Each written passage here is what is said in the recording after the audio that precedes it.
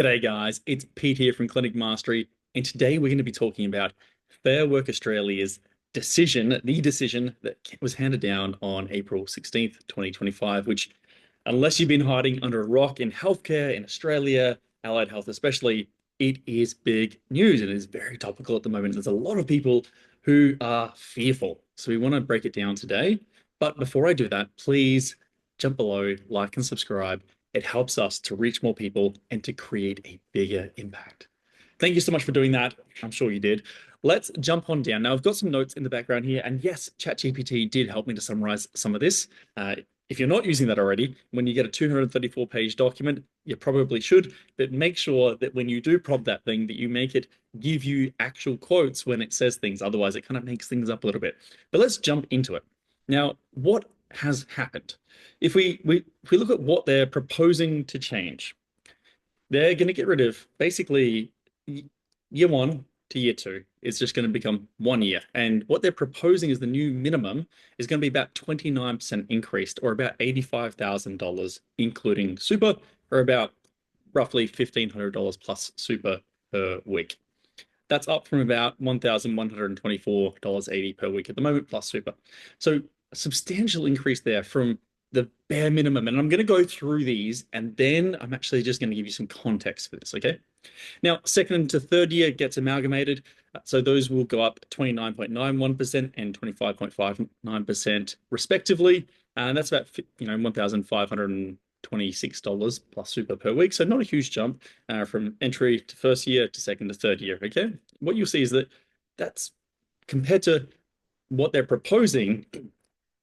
Being in your third and fourth year is not a big jump from being in your first to second year, but it's a big jump from where you are now, which could provide a few little challenges for the future.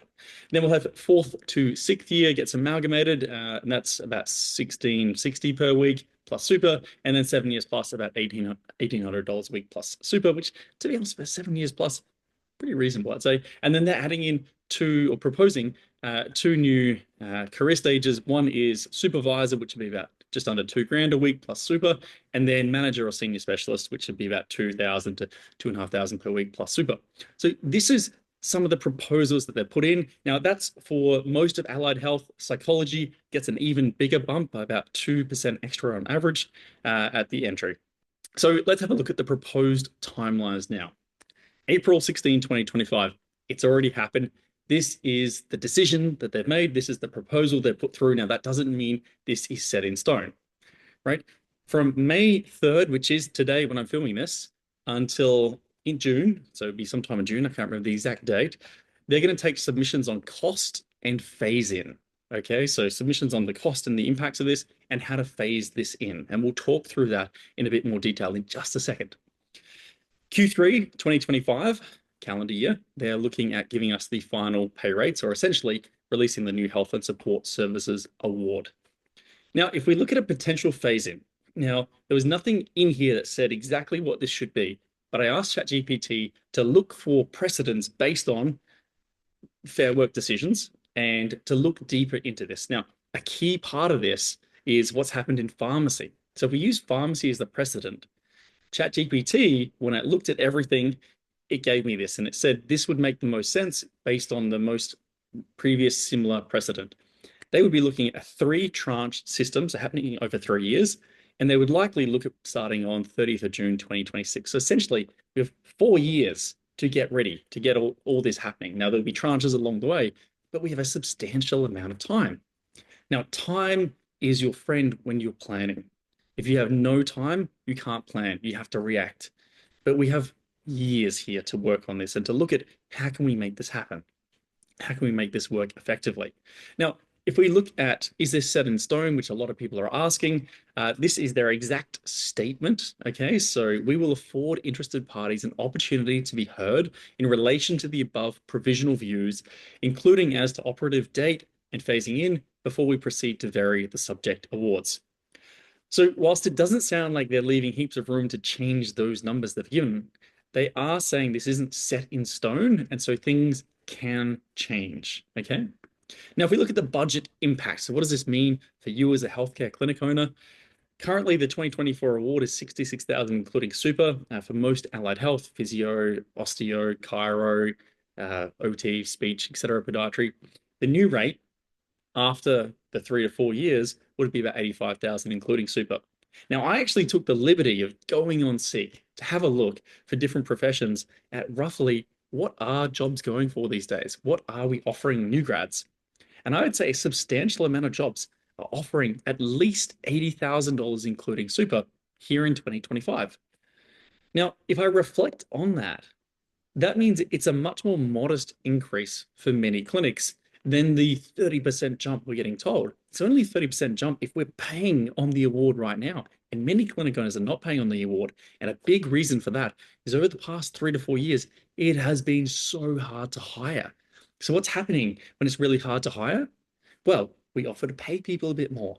When we offer to pay people a bit more, they're more likely to come work for us when there's a smaller pool of people to choose from. And so over the past 4 years, we've, in real terms, increased the base salaries. Like if you look at what you're paying a new grad, you've probably increased their base salaries in order to get the good new grads as they're coming out. And so I'd encourage you to look at your numbers and go, all right, if a new grad is going to be on 85,000, including super, roughly 77, 78, excluding super, right? Where are we now? And over a 3 to 4 year period, what kind of increase is that? And is that really challenging and meaningful to you? Or is that something that you feel you can adapt to? Now, one key issue that many clinics are worried about, and rightly so, is looking at the NDIS. So let's say you're a clinic and most of your clientele are NDIS based. And you're thinking, well, what do we do if the NDIS has frozen our rates so we can't get more money from the NDIS, right? And maybe currently you're charging a gap, and so you get more money by charging a gap, and so you can cover the increase. But what happens if mandatory registration comes in and we can no longer charge a gap? What happens then? So we could potentially see a squeeze, as in if we couldn't charge a gap, what would happen there is our average spend would decrease and our cost base could be increasing. And so we could look at that, and from both sides, we're getting a bit of a squeeze. Now, that makes things challenging. And that is where I encourage you to go out and talk to your professional bodies now, get involved to let the government know, to let Fair Work know the impacts that this will have, because what they don't want to do, right? They want healthcare professionals to be remunerated fairly. Healthcare professionals, they're amazing. We do great work. And I would argue that we should get paid more. I love that we're looking at doing this. It just has to happen in conjunction with a change in how we can bill for things, especially in the funded areas. Because if we can only bill on the NDIS rate and wages in real terms are increasing, there is only that pie is not getting any bigger. And so the smaller part comes to the business. Now, what happens eventually is businesses fail. When businesses fail, services become harder to get. And so who are the people that really get hurt in the end, besides the business owner, right? It is the team members because they can't get jobs because there's not businesses, and it's the clientele because there's nowhere for them to go because the businesses are gone. So we have to, with common sense, help this to happen. I think it's great. We should get paid more as healthcare professionals. I love that we're being recognized in that way. It has to be done with commercial common sense. It has to get done with, can we increase the rates the NDIS pays, DVA, work cover, CTP, whatever it may be? Those need to increase, Medicare, EPCs. If those are frozen, it presents a bit of a challenge. At the same time, we also need to make sure that we can charge gaps on any of these because we need to be able to increase the cost as our costs increase. In 4 years' time, those wages will be higher, right? But so will your rent. And if anything is to go by in Australia, your electricity bill is probably going to be through the roof, right? It's going to be bloody high. Okay, so we have to be able to adapt to these things as they come in. And that is the key message that we need to be talking about with our professional associations, with those professional bodies, so that they can lobby on our behalf and help to get a fantastic outcome here. Because like I said, I think healthcare professionals deserve a pay rise.